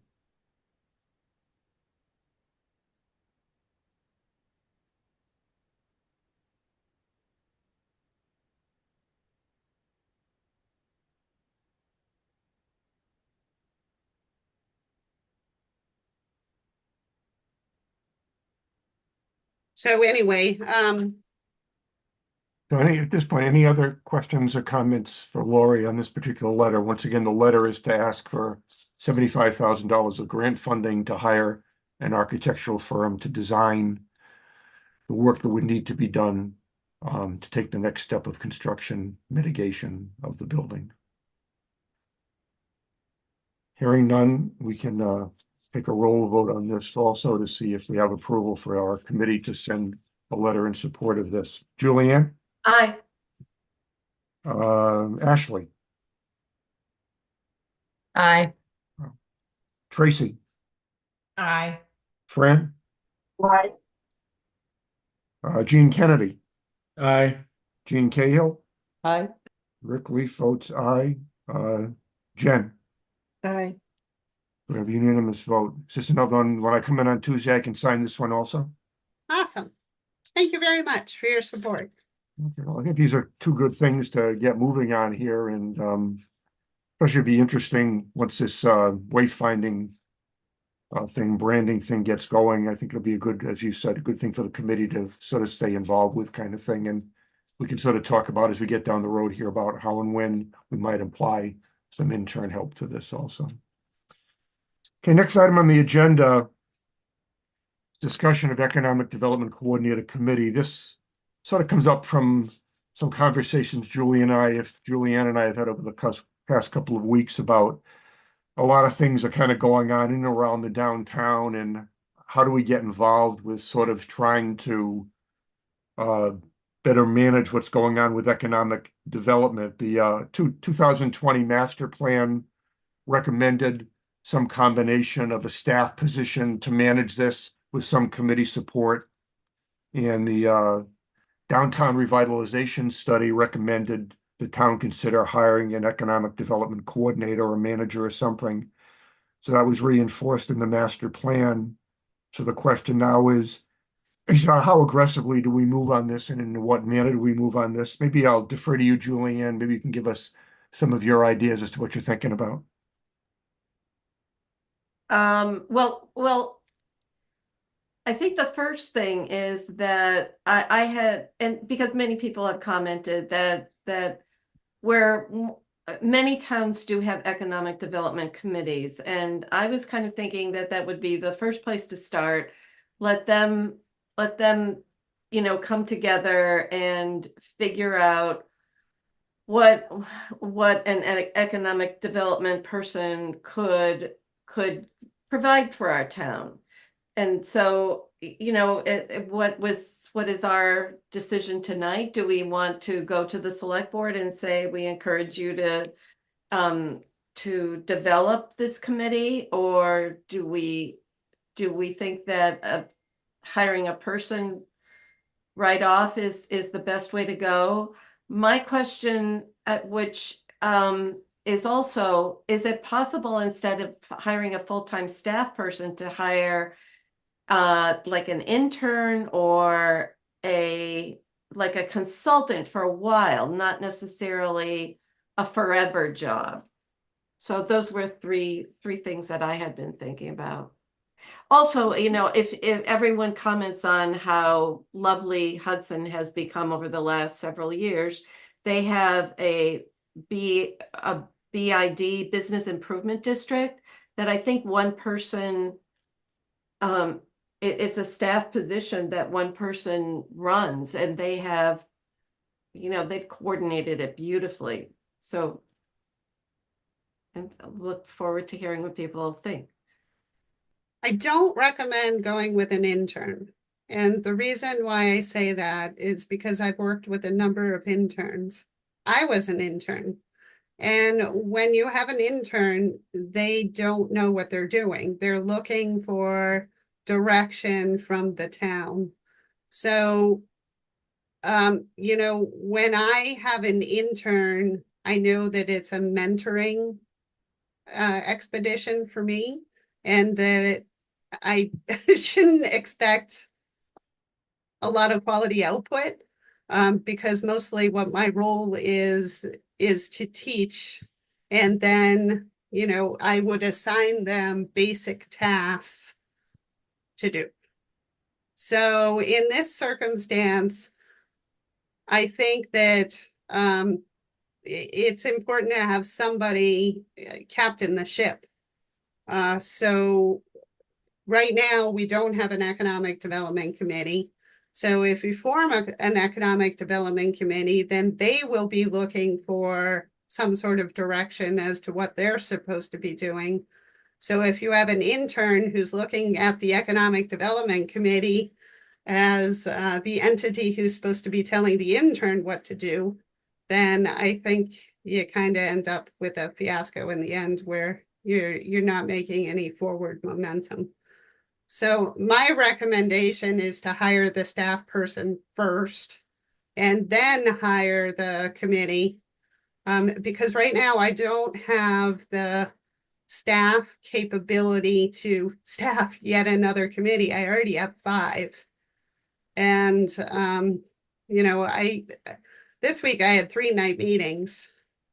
So I just can't take on another night meeting, a night committee, unless they were to meet during the day. Other So, people on the Rick? committee comments? So, I mean, we are the Master Plan Implementation Committee, and I'm going to speak as the representative of the Council on Aging and ask that we look at our goals and objectives and see that we have many short-term and long-term goals that have nothing to do with the downtown. And we've done a big step forward on the downtown, but we can't only focus on the downtown. And 2 things, we just passed an $80 million budget with 11 new positions, and we are right at the top of our levy limit. Looking to increase town staff for this project is probably not, there's not going to be an appetite for that next year.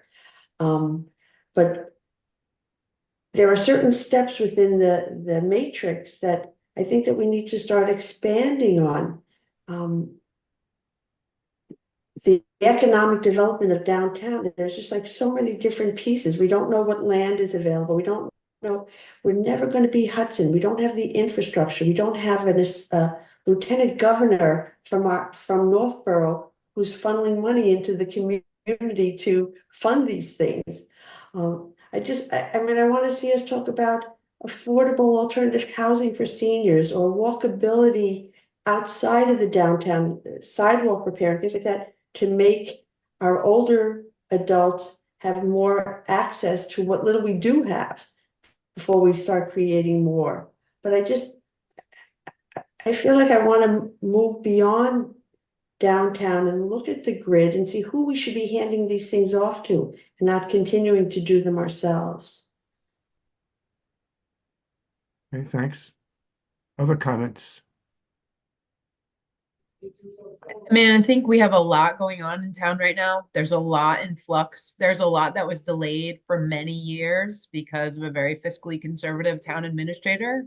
I think there's a lot of projects we need to do, and if we need an additional staff person to assist Lori and to really help this downtown work move forward, yeah, we've made some progress, but if we don't have somebody to really move it forward, it's not gonna go anywhere to completion. So I feel like I don't know that we're the body to say that this needs to happen, but I think we really do need somebody who's focusing on economic development in the town as a whole. And obviously a lot of that's going to be focused downtown, but that could be a hybrid assistant town planner role as well. I mean, there's just a lot under Lori's purview right now, a lot that is happening with all of the buildings in town and new fire station, new town. There's just so much happening. I think there's a really good case for an additional staff person. And that doesn't have to take away from all these other master plan goals, Fran. I think it just helps to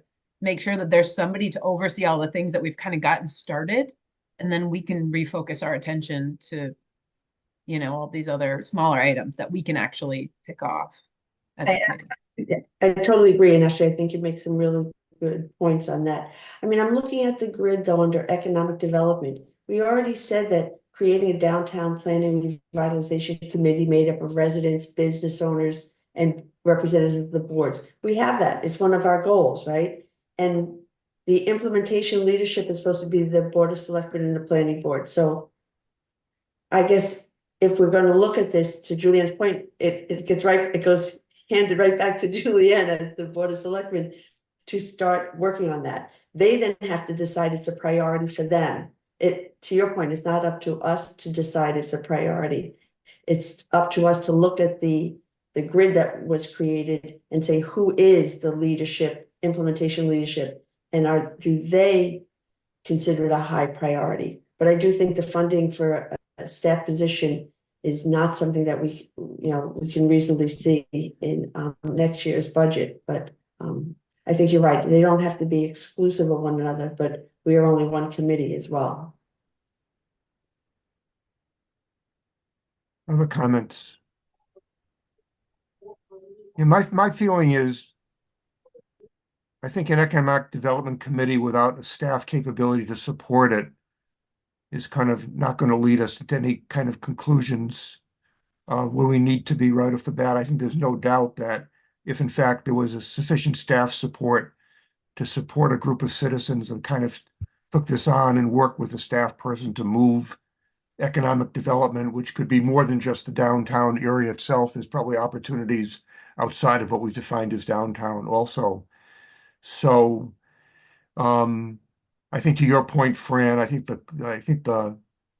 probably the town administrator and select board probably need to think their way through the budget process for the next fiscal year to see if in fact there is a way to provide some funding for that capability. And then if in fact there is, to think through what there would need to be as far as a supporting committee to go along with that position. If in fact there wasn't the ability for the next fiscal year to provide that kind of staff support, then I think things would just sort of happen as a catch-as-catch-can basis. There may be some direction our committee can provide or recommendations provide, but ultimately things would just sort of continue to develop on their own. Well, the other thing also is, with no decision being made on the relocation of the town offices, it's hard to understand in the downtown area exactly what the possibilities are going to be. So it could be just some short-term leases on some of this space to bring in some dollars until it's clear what the longer-term direction is going to be. Might be all that can happen in the next fiscal year, or two. So I think also the kind of the decision on the relocation of the town offices bears kind of heavily on this. And I do agree with you, Fran. I think there are other items in the grid, in the matrix that we could start to bring forward and discuss, also kind of things. So my sense would be, Julianne, from your perspective, do you think it would be helpful to have an agenda item on an upcoming select board meeting to talk about economic development, what the different options are, and get a discussion going about, is there any appetite to consider any kind of either full-time or consulting support to move this thing forward in the short term. You know, we could sort of help sort of guide that discussion in front of the select board. But ultimately, I think it would sort of rest between the select board and the town administrator to decide if, in fact, I think what I'm sensing from the committee is that starting an economic development committee with the lack of adequate staff support for it probably isn't going to get us where we need to be. Is there anyone else who has a different opinion, has a feeling that having a committee prior to staff support makes any sense? Go ahead, Tracy. I just wanted to agree with how Ashley phrased it. I think the pace and momentum of what we can do for change is very different with that role being filled by someone. And I think it's the key to making progress forward. I think there's also business leaders that would like to see that economic continuity. You know, I think Lori, we talked a little bit about some of the development of businesses coming to come in and not knowing really what our focus is and not having that, you know, what does the town of Northborough want to look like? So I think it all goes together under that umbrella of that position. I think it's just super important that that's something that we consider. And I think the town's ready for it. I think that they would support that role on some level as a paid position through the town. Gene Kennedy has been raising his hand. I don't see Gene on my screen. I'm sorry, Gene. Go ahead. Thank you. Go ahead, Gene. Well, there is an Industrial Development Commission as one of the committees in town. I don't know anything about what they do, what their charge is, but obviously it has some economic perspective or charge. There's probably a need for a more general conversation about organizing for economic development in the town. You know, I don't know, for example, if one of the selectmen has been charged as the point person for economic development to sort of help coordinate that. If not, maybe that would be one step if it's an important enough component of town government. You know, if there was one select person who was charged with sort of organizing a conversation about economic development in the town, bringing in the Industrial Development Commission and others to have that conversation, that certainly could start now. And as it works its way over the next 12 months, to the extent that there's some discussion and agreement about the need for an additional economic development planner staff support, then that would be reflected in the budget process for next year and be voted on at next town meeting as an additional staff person. And I would suggest that whoever that person is be assigned to work under Lori for purposes of coordination. You know, I've seen examples where there's staff people reporting to one committee and another staff person reporting to another committee, and the two never quite meet or gel or coordinate. So I think there's plenty of time to have that conversation. And then if at the end of that conversation, the town manager and the selectmen say, you know, we really do need a person. We have so much on our plate now. If you go back to the 2020 master plan and look at future development in that plan, the biggest component is industrial and commercial land. And I think it was something like 4 million square feet of future development. We've also heard and seen issues of conflicts between existing residents and ongoing development over the last year or two. So it's a growing issue for the town. It needs some discussion to take place, and we certainly have time to do that. And I think that would be one way to get the actors who make the decisions involved. We don't have to be involved like Fran said, we have many other goals to discuss and look at, but just getting that conversation going may lead to a revised economic development process in the town with additional staff people, and that would certainly foster the downtown revitalization and other economic development issues that the town has. So that's how I'd approach it.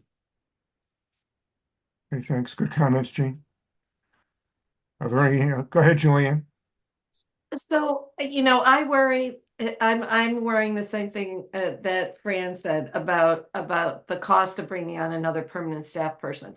However, if this person really did a great job, the increase in business and business revenue might pay for that person's position. Don't you think? But certainly the potential is there for that. But I think to Gene's point, sort of the next steps on this have to move out of our committee and probably most fittingly lie between the select board and the town administrator to think about economic development as a need in the town and how to go best about, doing it. And then to the extent that our committee can provide any support to that or answer any questions, we could do that. But I think if maybe Julianne, you could bring this back, to the select board and maybe get an agenda item to start a discussion on economic development, talk about some of the things we talked about tonight, get the town administrator's viewpoint and start to see where the town wants to go. There certainly is sufficient time between now and the start of the next budget cycle to be considering what might be possible and what appetite the select board and the administrator has for staff support for this kind of thing, or what some of their alternatives, might be. But I think that would logically sort of have us complete our part of the job, which was to sort of move forward that recommendation that came out of the master plan and then the downtown revitalization study to the proper individuals in town who need to take the next steps with it. Okay. Any other If I may. discussion about this? Lauren, go ahead. I as somebody who's been trying to promote economic development activities in the downtown, I do have to say that I am kind of confused by some of the boards and committees, because some of the actions that I have tried to go forward with that aren't met with support are exactly what an economic development director would do. So like, for example, the MassWorks grant for the sewer extension project to Route 9, that appeared multiple times in the master plan.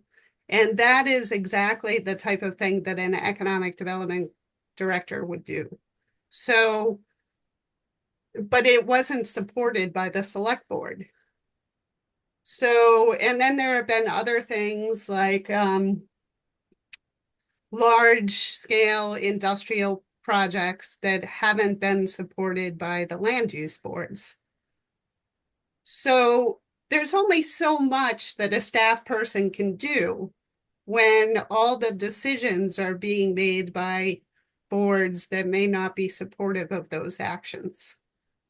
So I don't quite understand what this economic development person would do that would be supported by the various boards. I mean, is the expectation that this person is going to act like a realtor and just fill empty spaces? Because that's not what they do. Or is the expectation that they're going to organize events that'll bring people to the downtown, like Apple Fest? Because they could do that, but the typical duties that an economic development director would do would bring large-scale industrial development downtown, but to town. And encourage businesses to develop in town.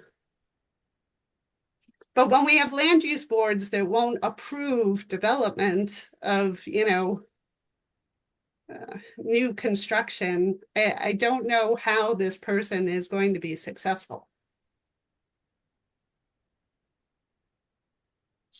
So I think I would like, if everybody looks at the matrix under economic development at some point, there are a lot of things that we can look at that don't require hiring somebody. And some, even if that was the answer, it's not going to happen for another year and a half, right? And the fire station is not going to move out for another year and a half. And the town hall is not going to move or be renovated for probably 5 to 10 years out. But there are things that we can look at that maybe will help. So to bring all these players together, because there is, I mean, having been on one of the land use boards for 12 years, there's a disconnect in when we close our eyes and we say, what do we want? And then when it actually has to happen in certain places or under certain circumstances, all of a sudden it's not what people have dreamt of. I mean, because I don't know what, and I don't know who they are, right? Is it us to decide? Is it, like, what do the townspeople want when they say they want a revitalized downtown or they want economic development, right? I mean, there's such a loud voice out there that no, we don't want anything. We want to be a sleeping community like we used to be, that we are no longer, right? I mean, I still remember somebody who moved into a new development saying to me, we should put a fence around Northborough. And I said, we tried, but you got in anyway, right? Because they were in the last new development. So it's such a hard thing. I mean, because this person is not going to wave a magic wand and then make downtown walkable and traffic run smoothly and, again, bring businesses in if we're not going to be able to support them through the application process. Well, I mean, I mean, all those comments are true. I mean, there's going to need to be a reconciliation as to exactly what it is the town wants and what the town wants to do. And I think ultimately that will fall, between really the land use boards and the select board to sort of come up with a plan or a strategy as to where the town is going moving forward and how much of this stuff that's coming out of these plans is acceptable and doable and wants to be done. I think, the position we were put in was to interpret the plan and to try and bring forward those things that we thought made sense and recommend that action be taken to move them forward, kind of thing. And obviously, because the whole downtown revitalization received the most attention in the development of the master plan, that's kind of where we've been moving. We're sort of getting to the point now, as people are saying, about how much are we actually going to do? How much do people want to do? And how much do the people who are sitting on the boards that have the ability to grant the ability to make it happen? Where do they kind of stand on all of this kind of thing? So, I kind of agree that we've sort of taken the downtown at this point about as far as we can take it, as far as what our recommendation is, and Rick, that we can do next. I mean, so John and I have had our hands up. I'm just kind of surprised because we went through this entire exercise on downtown revitalization with a consultant who said, we need to have an economic development coordinator, whether it's an economic development coordinator or a business improvement coordinator, whatever you want to call it, is a person who will help us fill these businesses downtown, ensure that our regulations and our zoning are favorable to allow businesses to thrive, make it a place where people want to come. And yes, he did say that that position would be someone who would be going out and beating the bushes and finding people to come to our town. So I don't agree, Lori, when you say that that's not what they do. They're not bringing in industrial development. They wouldn't do that where it's not appropriate. if we're asking for somebody to come in and help revitalize our downtown, then that's what they will do. Well, the And that economic is what the development, consultant Oh, I'm sorry. recommended. I'm sorry. That's right. That's what the consultant recommended. I mean, I think we trusted the consultants to do a good job. We trusted their recommendations, and that's what they told us to do. And so I don't see that as a step that we wouldn't take to complete this process. I guess my concern as somebody who is a staff person, you know, I bring the applicants to the boards, but the boards aren't interested in approving the businesses. I think, So I how- think that there's how- a disconnect.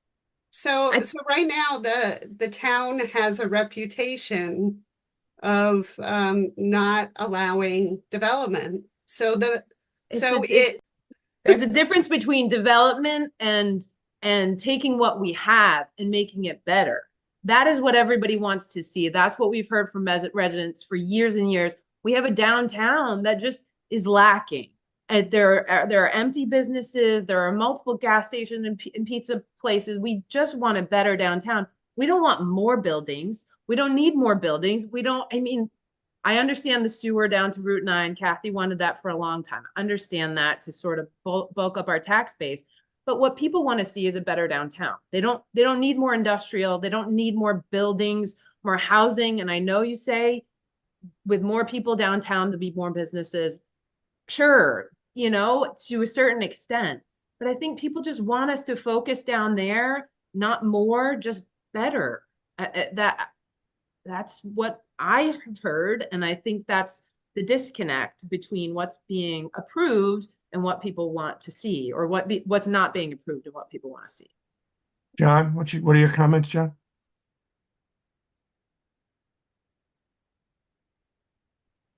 So apologize to be late to the meeting, but sometimes when you're late to the meeting, you get to hear the arguments from each side and see it from a different perspective. So I'm going to say this: this committee, and serving on this committee, all of us want to be useful in some way. And so from Fran's perspective, I see where can we move on and have an impact on other areas.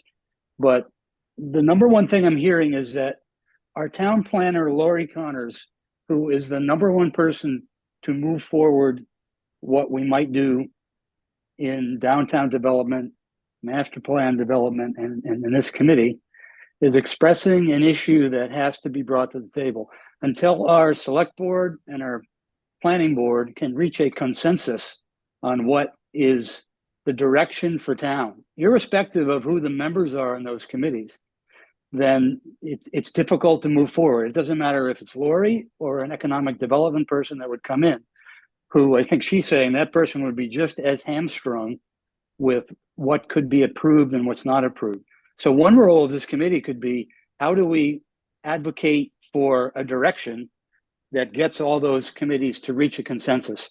There might be differing opinions, but this is the direction that we should take on these aspects of downtown development. Be it the Blake Street area where we're fighting for just a little bit of money to get the next step and so on. So that's one area where this committee could be useful. Let's express a voice that's consistent and says to our select board, our planning board, get on the same page with these goals. And then on the other hand, this committee, each time we meet, can look at small areas where we can make an impact. And, I think where Fran was going was, okay, we did downtown development. We did a big consultant study. We're sort of paused at what we can do next, but where else could we make an impact? And if those were suggestions that could enhance our agenda next meeting and next meetings after that, those are my thoughts on hearing what people are saying. Very good summary. Other comments? Yeah, I have another follow-up. As somebody who's sat in the same seat as Laurie for a good number of years, Laurie, welcome to my world. It's very frustrating. You don't have the final say on a lot of critical projects. It's the boards, the commissions, the selectmen that do. and sort of come back in the office on Monday morning and start another project. That's sort of how it works. To follow up on what I said, one suggestion that we could maybe make as a committee would be to write a letter and send it to the land use boards and the boards of selectmen and say, based on our work over the last 18 months, it seems that there's a need for public discussion about economic development and the future of Northborough.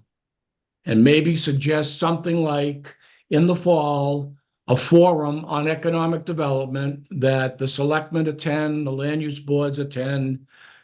And like we had with the downtown study where we had public input, the public could attend and maybe get a conversation going that would lead to one direction or another. One direction might be, well, you know, we really don't want to hire another person. There's not that much downtown to begin with. We're never going to be Hudson. We're never going to be Westboro. But that's giving direction. The opposite side might be, we need to hire somebody. We need to make efforts to solve the problems between industrial, commercial, and residential development. We need to reorganize the Industrial Development Committee so it's more of a town-wide economic development entity, and there's different models for that, and get that conversation going and see where it leads. It may lead to supporting a staff position in the next budget, or it may not, but it would be direction. And we could take the position that, you know, we did our share, we did our work, we did the studies. We see some critical issues that are now pending before the town, and it's up to the elected boards and commissions to make some decisions, and a public forum might be one way to do that. So Jean, that is exactly what the matrix says that we should do. When you look at the economic development section, the leadership implementation team is the select board, the planning board, the town administrator, the town planner. So that's how we move it forward, just like we just did with the dams, right? We identified, there was some research, we're going to keep an eye on it, but we moved it over to the next board. But you're absolutely right. And then it's up to them whether they make this the priority. And like we've done So- with these various letters on different topics, we can do the same thing on economic development, just to spur the conversation along a bit, you know?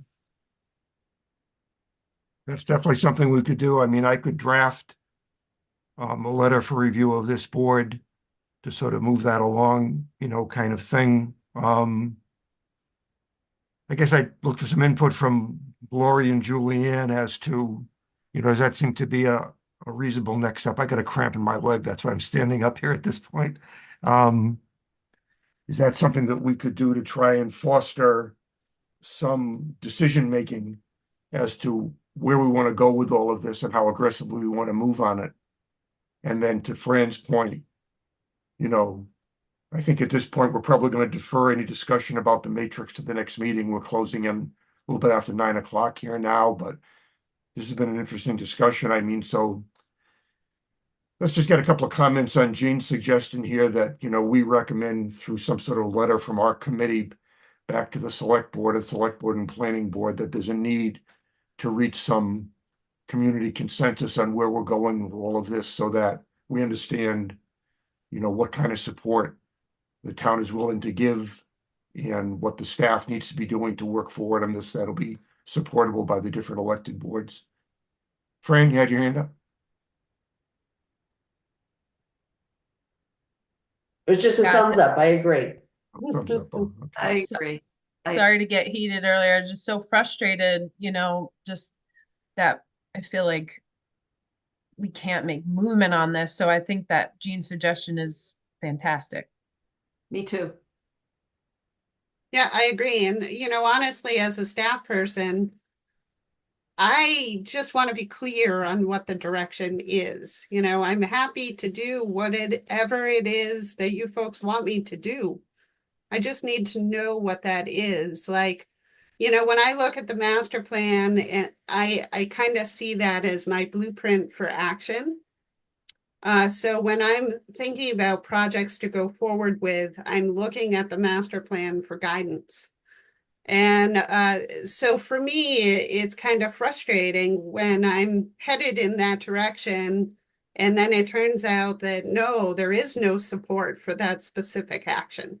So then I mean, what am I supposed to be working on then? If I'm not confident that there's support for the recommendations that exist in the master plan, then it makes it difficult for me to feel like I'm on solid footing with the tasks that I'm, wanting to accomplish.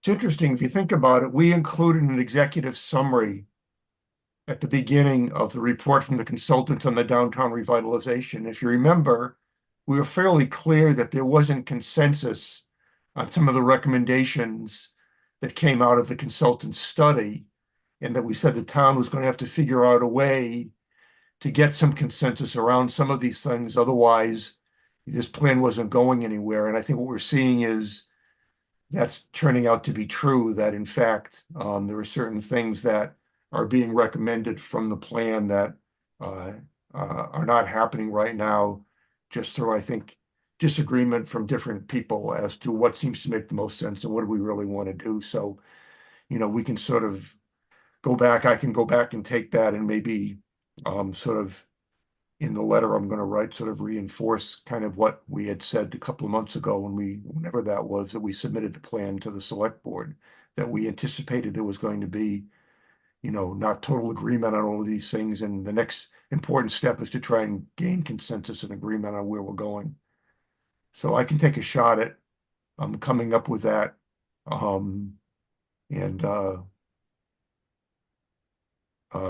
Then provide that, for the review of this board.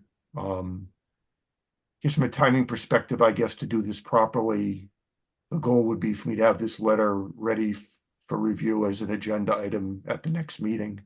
We can talk about it. In the meantime, people can read it over before the next meeting and then come up to see if it's saying what we all think it ought to say, kind of thing.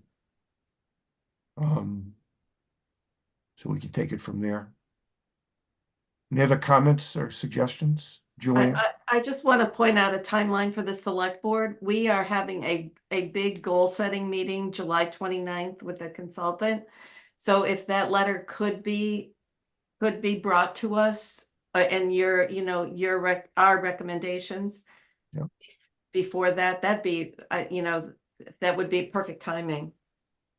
So really having our committee have consensus on this letter at our June meeting. Yeah.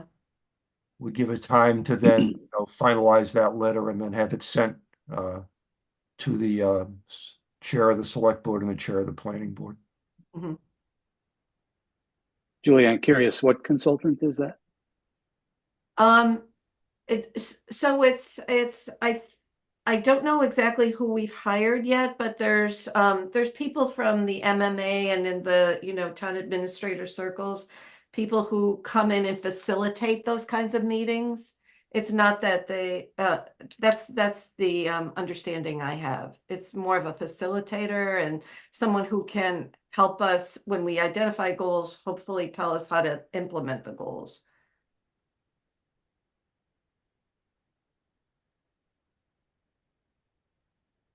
All right, well, what I sort of see developing here for the June meeting is 3 items, maybe getting a further update from Jean and Ashley on anything that's proceeded with this project on the dam removal, followed by a review and discussion of this letter that we're going to send, recommending that things start to happen to reach consensus around some of these decisions that have to be made as far as economic development and other recommendations in the plan.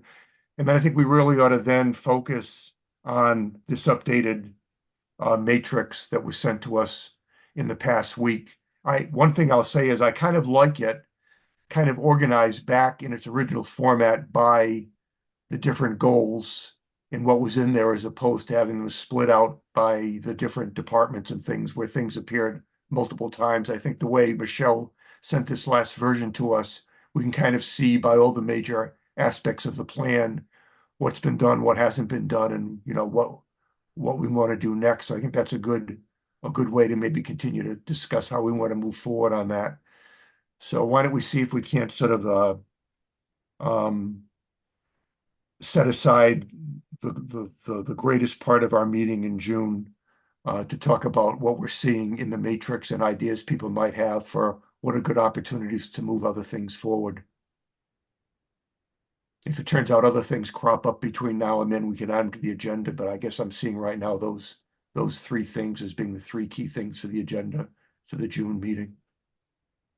Like I said, I'll take a shot at this this letter from our committee to the select board and the planning board. I'll check with Lori to see if there's anybody else she thinks it should go to, and then we'll have a discussion about that at the next meeting and get ready to send it off and then see where that goes. I think some of the comments that Gene Kennedy made tonight, you know, I think the process he was talking about seems to make a lot of sense. So maybe following that, and if it makes sense to have a public discussion around this, I think that could also be very helpful. Although once again, that will tend to bring out differing points of view. I mean, the master plan meetings themselves and the downtown meetings with the downtown revitalization brought out competing points of view, which led us to believe they had to be reconciled. So I guess the question is going to be, how do we reconcile them and get on a path of action for the town?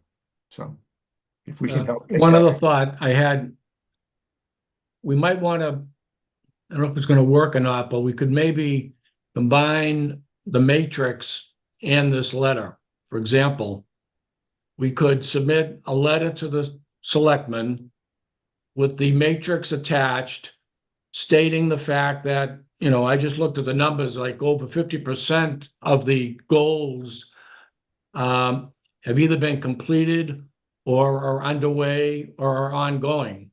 So as far as I would say, that's a pretty good achievement for a master plan that's only 4 years old.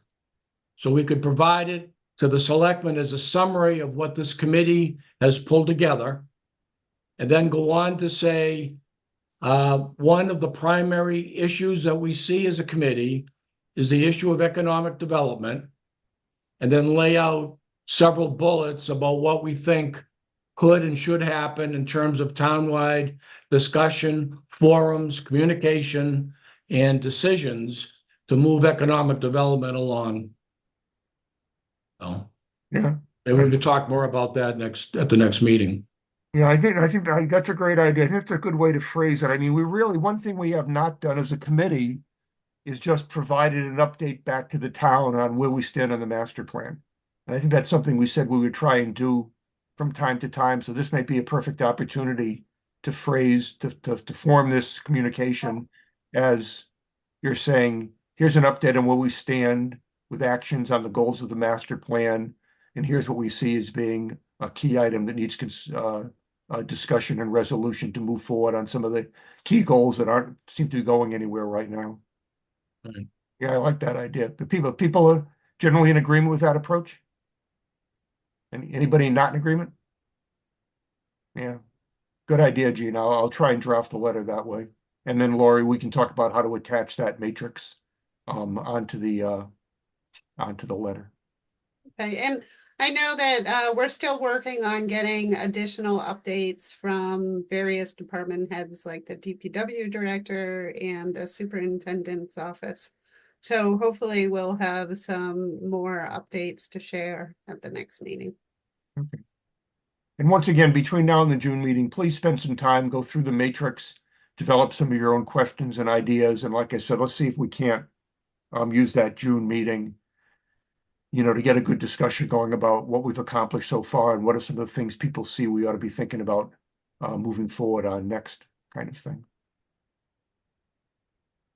Okay, we are running a little bit late tonight, which I apologize for, but I think this was a good discussion. I think it brings out some things that are vital for the town to make some decisions on. Just want to give you an update. I haven't heard anything more, Lori, about training for committee chairs on hybrid meetings. Is anything more going on with that at this point? Yeah, I spoke with Dana yesterday and he said that he thinks that he will have the training documents ready within another week or so. Okay. So hopefully I'm actually doing the first hybrid webinar in conference room B on the first floor, the conference room next to the planning office. That's going to be on Tuesday night. It's a ZBA meeting. So a couple of design review committee meetings have been hybrid, and those have worked out fine. So, you know, if you want to try it, then I feel pretty comfortable that I'd be able to do that after already having done 2 meetings that way with the design review committee. Maybe you and I can talk about that a little bit. And I guess also from your perspective, based on your own personal schedule, you know, I guess would your feeling be if we start to meet in a hybrid manner on a Thursday evening, would your preference be to physically be on site, or would you prefer from your own lifestyle that you'd come to these meetings remotely? If you folks decided that you wanted to meet every single month in person, you know, that'd be a challenge for me because I live 35 minutes away. Yeah. So for me to drive home after I get out of work at 4 and then drive back and do that multiple times a week is really difficult. So probably what I would do is I would just stay. And then if that happens multiple times a week, then I might as well just move into the town hall. I'm just going to be living there.